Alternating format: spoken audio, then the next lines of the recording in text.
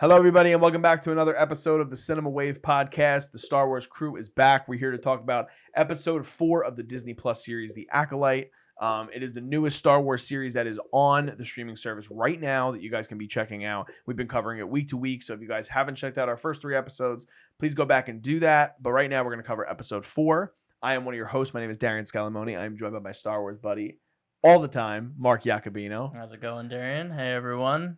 When he said go check it out on Disney Plus, he didn't actually mean that. Yeah, if you love Star Wars or if you're enjoying it, like, more power to you. But if you're not into Star Wars, we do not recommend checking out this show. Yeah, we're at a weird midway point, literally, as well. Episode 4 out of 8 that we're getting with whether this is a season 1 or it's a miniseries. I think it's a miniseries.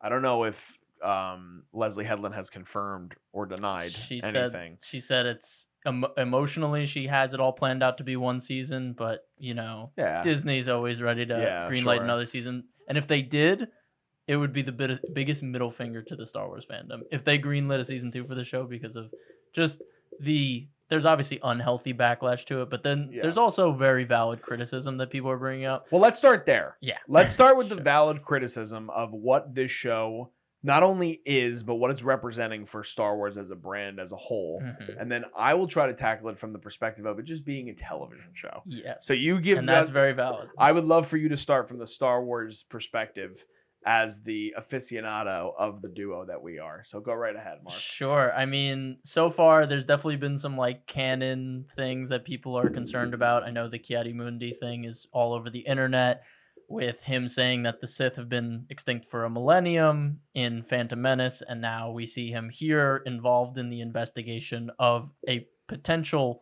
Sith group. Even if they aren't confirmed to be Sith after this incident on this forest planet, it's very likely that they're going to be Sith, or at least considered a Sith. And I know, we can see that there could potentially be a cover-up operation by the Jedi to hide the fact that the Sith might have returned. But again, it feels very shaky, and it feels like, why even do this? Does it really add anything to the Star Wars galaxy? There are some Star Wars isms in this episode that I absolutely did not agree with. Jackie has a line in particular that I have a huge disagreement with, where Saul cuts the bug in half, and she goes up to Osha, I guess in a comforting way or something, and says, "It's always an honor to watch something pass to the living force." And I'm like, did she just like justify killing something because it was an honor to watch it become part of the Force? Like, are Jedi now just supposed to go across the galaxy killing things? Like, oh, you're welcome. You've become one with the Force. What an honor. Like, it's just those kind of lines that are just like, the Jedi, aside from Saul, I think Saul, sorry, Better Call Saul. I think Saul has been the best part of the Jedi. I think he's towed that line very well. And then Vernestra Rowe, we've seen the Green Jedi Master. Mm-hmm. She's just been very cold and just stone-faced, and it doesn't instill like this Jedi feeling that the Jedi should have. And I know Leslie Headland has been vocal about wanting to paint the Jedi in a different light, and I understand that, and the fall of the Jedi Order to the Jedi that we see in the prequels and how they got to that dogmatic point that they're at. But the problem is, these Jedi that we're seeing here are far surpassed what the Jedi are in the prequels. Like, the prequel Jedi still have that magic to them. They still have that heroism to them. These Jedi outside of Soul are just soulless, and you just don't feel that heroic nature to them. Mm-hmm. And I think it's just missing that. And I think she might have taken this idea like too far, to the point where they don't even feel like Jedi. And I don't know. Do you feel that way as a casual viewer? I will say this based on what I know about the High Republic too. They're supposed to be representing a period, and though it is the end of the High Republic, I guess, they're supposed to be representing an indicative of a period of regality. Exactly. And that's all horseshit based on what we're seeing, for the lack of a better term. Like, I agree with you. I think Lee Jung-jae is continuing to prove why not only he's a great actor, and he's made for a role in Star Wars. I really believe that. Yes. And the thing is, you can hear his passion when he talks about Star Wars, which also makes it so sad. Like, he's like, I always wanted to be in Star Wars. It's sad. And it's sad because you're like, this is the show that's kind of he's carrying the weight of. But there's something to what you're talking about, where they're not representing what even as a casual Star Wars fan, I know the Jedi to be. Right. Like, they're not doing it. And it's interesting because so much of what made Anakin a unique character was that he was off the beaten path of what a Jedi was supposed to represent. Meanwhile, we have 6 different examples of that within this series. So I think that a big problem is casting. I mean, we talked about it a little bit early on, I think, for the first 2 episodes. And you would think it would get better, but it hasn't. And I'm still shaking my head because I don't understand you cast Carrie-Anne Moss, who is completely perfect in the role that, at least on paper, right? Carrie-Anne Moss can have that sort of gusto to her and something that could really add a layer to what Leslie Headland was kind of pitching with these different versions of Jedi, and show more life, as you said, to the Jedi.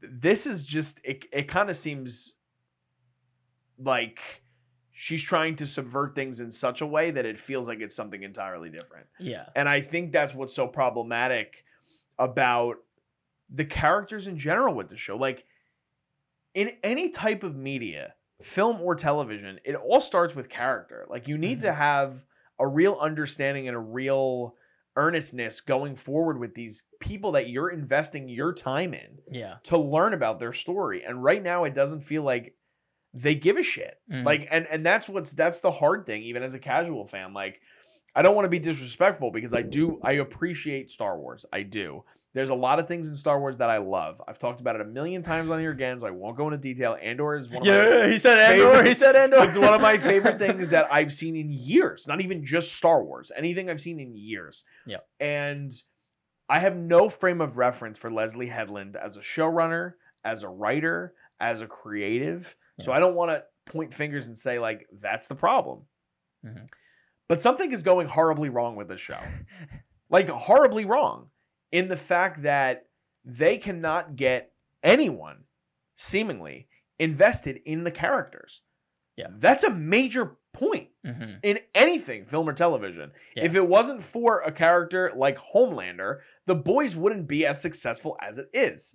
If it wasn't for something like the way that the performances in House of the Dragon are, with Matt Smith and Emma Darcy and Olivia Cook, the show wouldn't be where it is.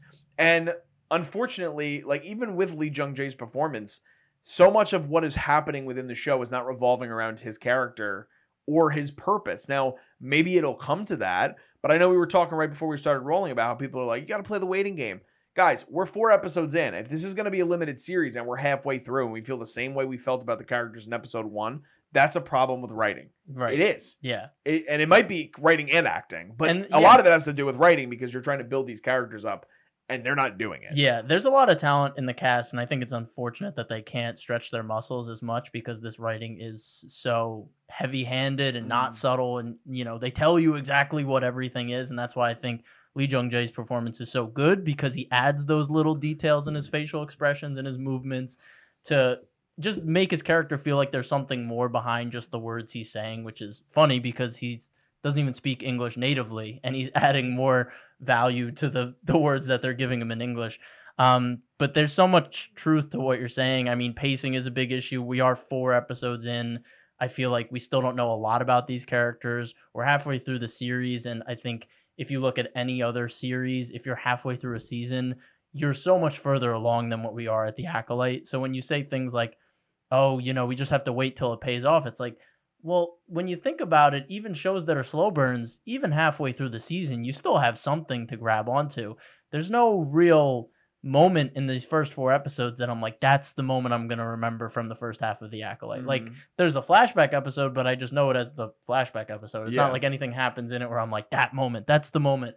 So I believe there's people giving it a lot more leeway than they would any other TV show, and I think that's not good. I know you're a Star Wars fan. I'm a Star Wars fan. I want to give it the benefit of the doubt, but to a point, you have to realize that Star Wars was big because it had diehard fans and it had casual fans. But if casual fans aren't invested in it, it's going to die off and it's just going to lose that magic. So if you're sitting across from me as a casual fan and you're not interested in 4 episodes, other than the fact that we talk about this weekly, that's a problem. And you can't just explain it away. Like, there is a tangible issue here, and you can't just say people are haters, they're anti this, anti that. Like, there's issues with this script and the pacing.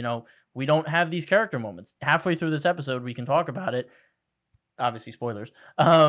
May has this 180. Her character says, "I'm gonna turn myself in. I'm not gonna go through with this." And I double took. I was like, "Did she just say that?" I'm like, "No. She definitely didn't say that, right? Like, she's just playing it up. She's just trying to get Qimir to maybe come out and reveal that he's the master, something along those lines. There's no way." But then at the end of the episode, she's like, "Oh my god, my master's here."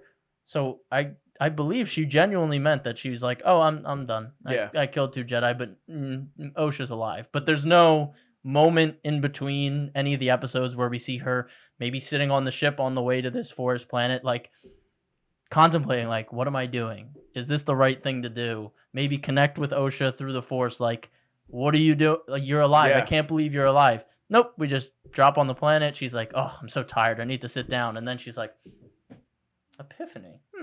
Maybe I'm the bad guy. It's just, I don't know. Like, there's no way that like a fan would watch that and be like, "That's a compelling character arc." 100%. I agree with you. It's like Jamie Lannister, like that bathtub scene. Like like that's his redemption moment, and I still think about it because it's such a compelling moment because his whole character gets redefined in that moment, and it's not like it's out of nowhere. You know the story of how he killed the Mad King, and you always thought it was not honorable. But then you find out he did it to stop a massacre. But it's not like they never gave you those breadcrumbs to maybe put that together. And that's what makes it compelling.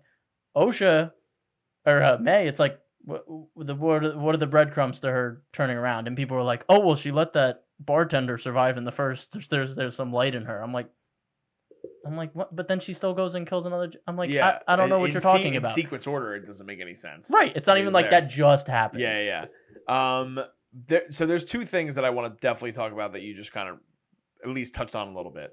The one thing is, and I'm gonna try my best to play devil's advocate for a second. That's a good job. For the fans that are wanting to see things play out in a certain way, right?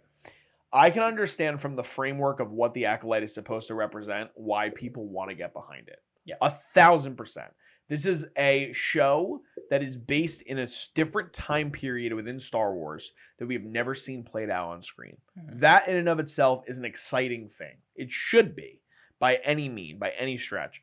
The High Republic era is an era that has been, based on my experience, what I've learned, is being well received by fans. People are like, not this show, but the books, things that they... I love the books. I want to make that clear. I love the High Republic. I've read all the mainline books in the High Republic. Like, I love the High Republic. And most of the people that I've seen online that have talked about the High Republic feel very similar to how you feel, Mark. So from that point and that perspective, I can understand why we want to see something new in Star Wars. Mm-hmm. I get it. It is different. It breathes new life into it while still feeling somewhat familiar with what came before it.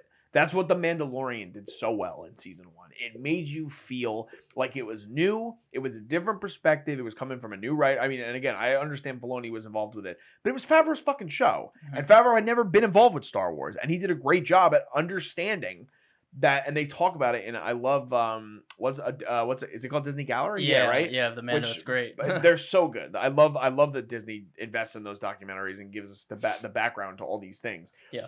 But they talk about it and they're like, they're not even touching upon the influence that Star Wars gave them. They're talking about the influences that influenced Star Wars and how they were able to interweave those within their interpretation of what The Mandalorian became. Yeah. Right? So from that level, I can understand why people want to see this show succeed. They want something different. They don't want to go back to the things that they didn't really believe in. And unfortunately, it's been proven now through Obi-Wan that something that they thought was going to be a surefire, they can't mess this up, they happen to do with poor writing. Mm-hmm. And that's the main problem with Obi-Wan, is the writing, I think. Yes. So that's one side of what you just talked about. Here's the other side, and I'm going to be real with all of you. You cannot be somebody that is sitting around and saying, well, let's just wait till next week. That's not the way it fucking works, folks. You have to hook your viewer, and you need to want them to stay.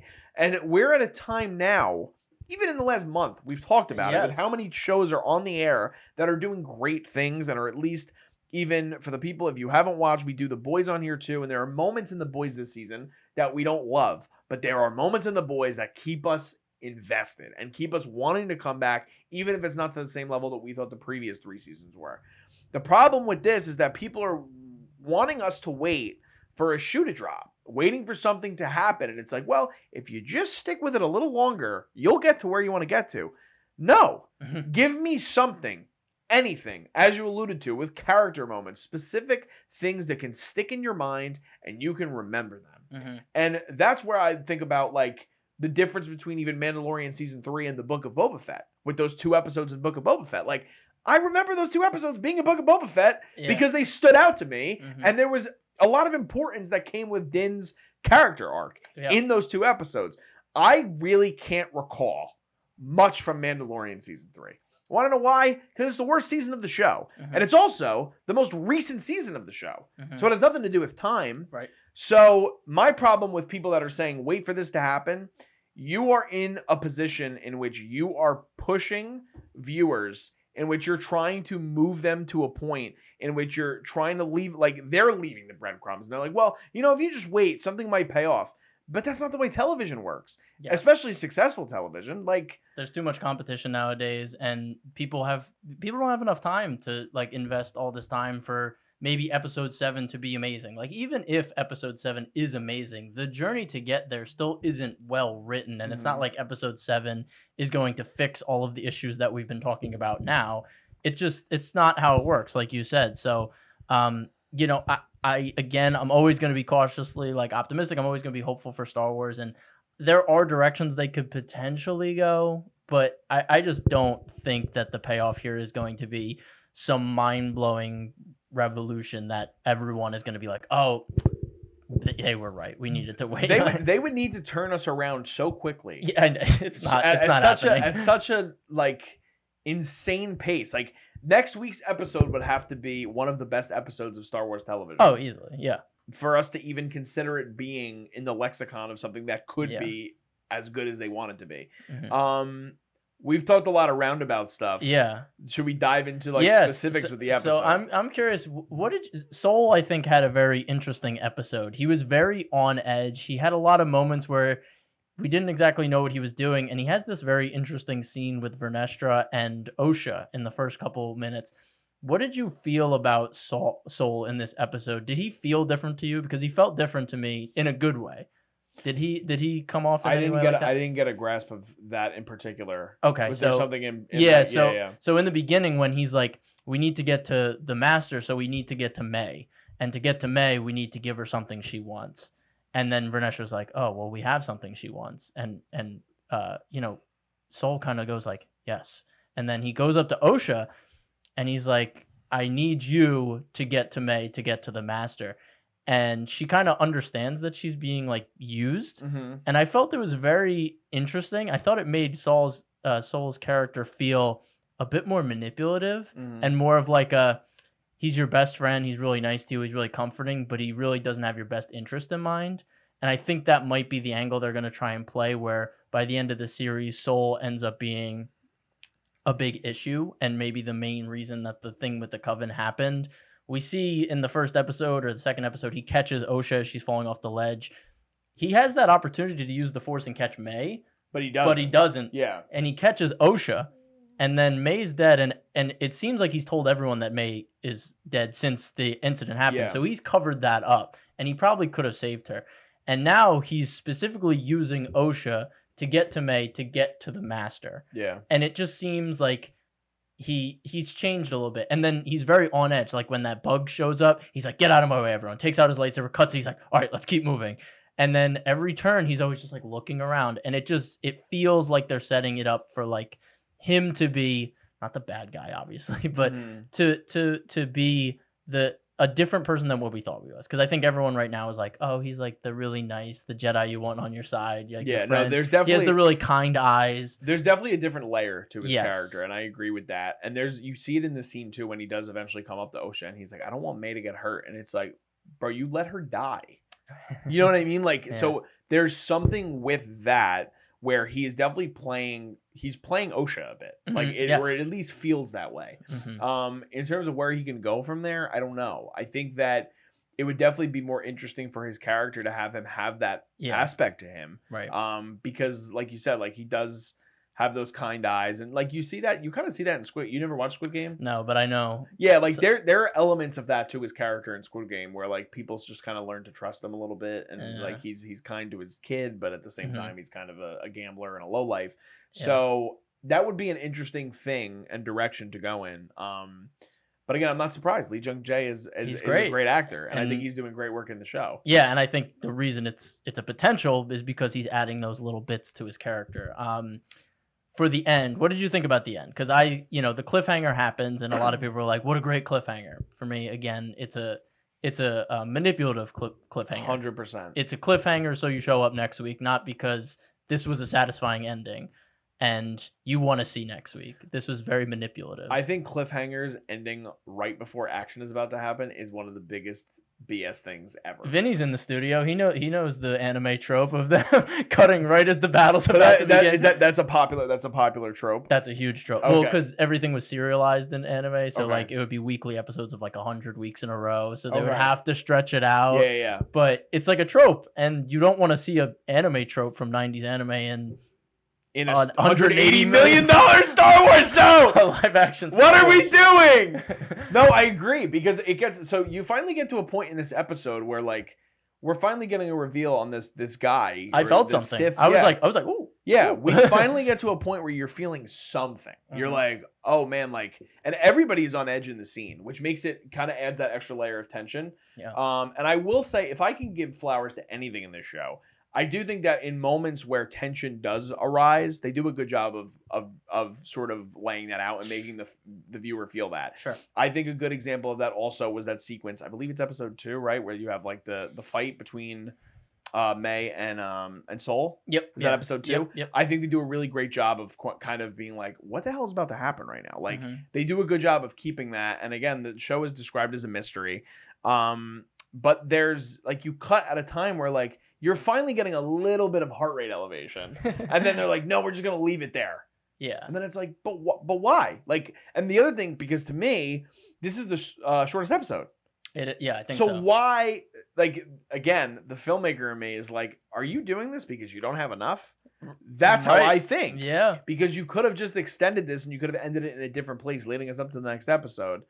But I mean, I don't know. I think it was a manipulative way to end the episode. I didn't like the hard cut on what is it? Is it him? He's throwing the lightsaber, right? He pushes all the Jedi back, and they all fall back into the camera, and then it cuts and they hit the camera. Yeah, and it cuts. Yeah. I didn't love it.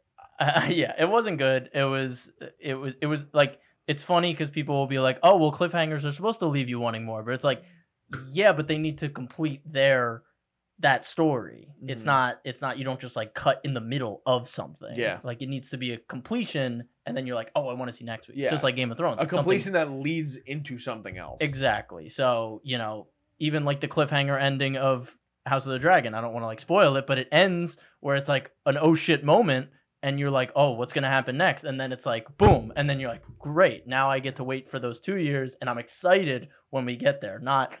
Imagine, like, I'm not going to say the spoiler because I don't know if everyone's seen it, but it's like, imagine, like, that didn't happen. Or, like, it's, like, about to happen. It's like, yeah. Like, flying through the clouds and then... And then 2 years goes by and you're like, did this person live or die? Or we just come back and then it finally happens. Yeah. You're like, oh, okay. Exactly. You just waited to show me that. And, like, it's just... Yeah, I don't know, man. Like, I feel like with pacing, too, like... This show is not good at pacing. Like they're just really not. Like they're not good at being able to like. I'm just so confused on if this is how you're going to structure your show. Why was it made in the first place? Like I don't, unless it's like, and I hate being this person. Like I'm not a shill, but it's like, is this a cash grab? Like I don't know. Well, it's also the 8-episode formula. It's like, well, we need to do 8 episodes. It's like, oh, well, we really only have 7. And like you said, we're like, oh, okay, well, we'll spread it out and we'll make like the mid-season this cliffhanger thing. And maybe that's it. Again, we've talked about it at length that the 8-episode structure is just not sustainable. I wish people wouldn't do it. Like, we're not cable television anymore. We don't need a 22 episode order. We also don't need to be at a strict episode count. And a lot of people are saying that like these 8-episode things are a problem because they're telling the story like it's an 8-part movie. So like the climax happens in the 6th or 7th episode, and the other episodes all don't have their own little ups and downs and ebbs and flows. They're all just like build up, climax, done. It's like that's how a movie works. You know, you have your build up, and then if it's a long enough movie, you have some ebbs and flows in the middle. But usually a movie, it's like build up, climax, falling action, done. But you can't do that with a 8-episode season of TV. Yeah. You can't just go build up for the first 5 episodes. So I'm curious too, because I'm thinking to myself now, like, I don't know. I'm speaking from personal experience now, but like as a viewer, like there's so much shit, and I know there's not like. There's so many things to watch, like you talked about. There's so many things to watch. There's so many genres to watch. There's so many mediums to watch. There's streaming services galore. There's cable. That's not even including that. We're just talking like strictly like scripted content.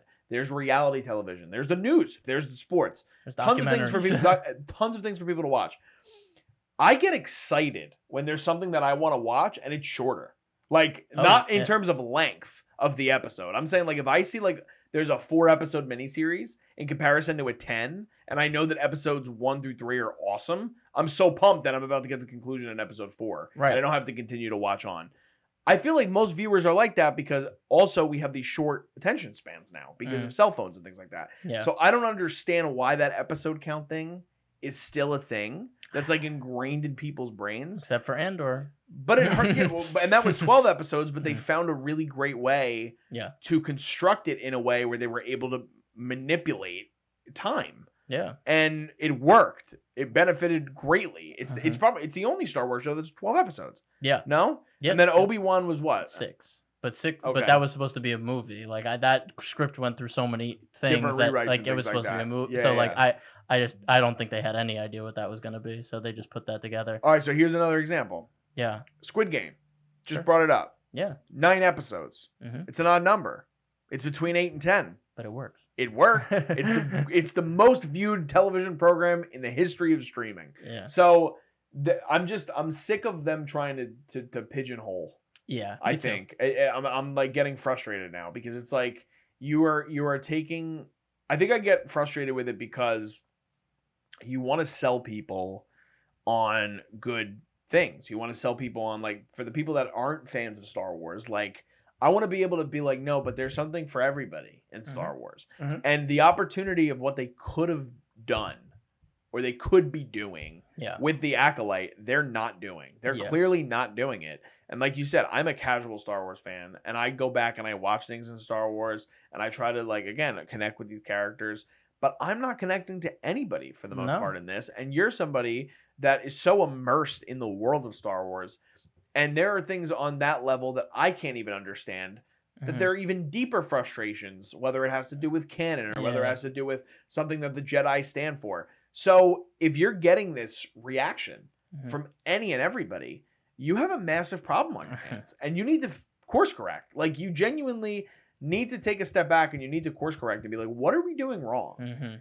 Because that's where I'm at as a Star Wars viewer with this show. And this was supposed to be a show that was supposed to be inviting because it's like we talked about in the beginning, because it's a new era and new characters. Like it isn't tied to the Skywalker saga, so you don't have to watch all these episodes of these other shows to understand what's going on in the current canon. Like this was supposed to be the inviting show, like casuals, Star Wars, everyone can come and watch this in a new era, but it's done the opposite. It's made casual fans apathetic. It's made, diehard fans not that interested. The biggest issue with Mandalorian season 3 was you had to watch Book of Boba Fett to get it. And it's like, that's an issue. Like you can't do that to the fan base. It's like, some people like 60-year-old dads who loved Star Wars, like they love Mandalorian, but now they tune in and they're like, what, how do you get the ship? Why are him and Grogu back together? Like what? And it's like, it's unfair to your audience. And it's again, manipulative. They knew Book of Boba Fett wasn't a strong show. So they're like, we gotta push Mando in there. We got to bring Grogu and Mando back together because that sells more than them being separate. Yeah. So they let the marketing overtake the story. It's unfortunate. Do you have any Probably not, but if you don't have any predictions, I'll go on like some other predictions I have. But do you have any predictions about who the Master could be based on the characters we've seen? I still think Qimir is how you say his name, right? Yeah. Manny Jacinto. I think he's the Master. I have that feeling. Just like that, like it's too obvious. Where it's genuinely, like, I think it's too obvious, and it's kind of in your face. And like I said, he's playing that drunken master kind of role. Yeah. And I like him as an actor. I do. And there's bits of his kind of character in Good Place kind of in this character. But no, I mean, again, character design. I think it's a cool character design. I'm interested to see where we're going at the end of this episode. But it's more so that I don't know what to think of the overall story. Yeah. I think that story-wise, they're still... I don't know what they're trying to sell me on. I really don't. I know that so much of this is based in the May and Osha part of it. Yeah. But there's still so many questions I feel like that need to be answered with their relationship and who they are and their background and their connection to the Jedi that it's hard for me to predict because I think the show is kind of all over the place. Yeah. And we don't really feel that connection between May and Osha in the flashbacks like when they're kids, so there's no real foundation like that we're supposed to see that chemistry. They don't really have it. And I think personally for me, my prediction and kind of what I thought this episode alluded to with both Sol and Osha. Sol, I think, is not the nice, like, comforting Jedi Master that we think he is. And I think Osha, the Master is obviously interested in Osha because he could have killed her. He could have just stabbed her, but he pushes her to the side, gets her out of the way of the action. I think Osha is going to be the one to flip. May obviously has already flipped, apparently. And we'll start the show thinking that, Master Sol and Osha are the heroes, the protagonists, and then by the end, they end up being on the other side of things, and that'll fulfill the perspective change kind of thing. Like the traditional protagonists that you're used to aren't that way, and that'll be the big flip. The reason I say that is because Osha in this whole episode is consistently talking about, like, I gave up on my sister. I know she's alive, but I'm not that interested. Again, that's not great writing. That, she's she doesn't shoot her sister. She's like trying to follow her sister, and then she gets to the Jedi Temple. And she's like, "Nah, I'm you guys take care of that. I'm all good." Like, that's not great writing. There's ways to make her conflicted and be like, "I can't believe my sister's alive, but I don't think I can help." Like, there's ways to make that interesting, but they didn't. They just said she's gonna. So I think maybe that's a nod to her being susceptible to apathy. And, Luke saves Vader. He never gives up on his family, but Osha gives up on her family. Maybe that leads to a dark side turn for her. I don't know what the goal of the turn would be. Like, Anakin has a goal for turning for the right reason. Something along those lines. But that's my prediction, that, the Master is going to take in her, and then May will somehow be on the good side. Maybe not with the Jedi, but maybe she'll try and stop the Master and save Osha, and that'll be her redemption. And then for the Master, I think it's too obvious it's Qimir, but he's off screen and the Master shows up. I mean, it seems too obvious. There's predictions online that it's Vernestra, that's why she's so stoic and she's so, like, in those meetings, she's, like, always trying to sidestep the council and not let them know about it. And like I've said, like, I really like her character in the books. I haven't read all of her books, but in the book, she's a very optimistic, wise, kind-hearted Jedi, and she's completely different than if that she's completely different. Like, right now, the character that they're showing on screen is completely different. And I understand it's been a couple decades or 100 years, so characters change. I understand that, but we would need to understand why she changed. For book readers, unless they don't care about book readers, that's also very possible. They've shown that already. So maybe they explain, like, this is why she turned. If she is the bad guy, that's why she was so stone-faced and everything like that. But I don't know. I haven't trusted the show to do those backstory or those motivation things very well so far. But I'm sure next week, between the fighting, we have to get more flashback. I don't know when they're going to do that. If that's going to be a full flashback episode, we have to go back to the Coven at one point. Don't know when that's happening. We know Vernestra shows up with the lightsaber whip. We saw it in the trailer. She's on the planet, so she's going to show up. Maybe all the Jedi die here, so all of them die, and the twins are the only ones left alive. And we're going into episode 5, and we've still barely seen anything with Kelnacca. Is that his name? Yeah, we've only seen him. And there's a lot of talk about him. Like, there's a lot of talk about him. People were excited about him. Yeah, and he's dead. He's dead the second we walk into the room. I have also seen that there is still speculation on what I might have pitched either last week or the week before that they might be the same person. So I don't know if you would absolutely hate that. I don't know how they do that, but I think that there are elements that are showing like they have elements of each of them have elements of the other. Yeah. Based on what they showed as them as children. So like May after the fact, after like what happens in the flashback episode, they become one. Okay. And I don't know. And then like May in the hut is not really someone different. It's like her looking at herself from the third person out there. Yeah. Okay. It would be interesting. It would be more interesting than I think is currently happening. Yeah. And I think it would definitely add an extra layer to Soul's kind of role in understanding who is the good version of this person versus the bad version of this person. That's a can of worms. Yeah, that's a lot. That's a lot to dive into. That's all I got. Yeah, that's all I got too. That's all I got for this week too, guys. That was episode 4 of The Acolyte. Let us know. That was fun. I had fun. I love talking with you. I love talking Star Wars. I as much as it's hard to watch some of these episodes sometimes and just be at the end and just be like what? Just what? I do. We're like we said, we're gonna stick with the show. We're gonna work our way through it. We got 4 weeks left, so we're definitely gonna go through that. But we're working on a bunch of other stuff at the channel, so please be sure to check it out if you guys can. Like I said, we're covering House of the Dragon. We're covering The Boys. We're covering a lot of movies upcoming. We're doing The Bike Riders, A Quiet Place.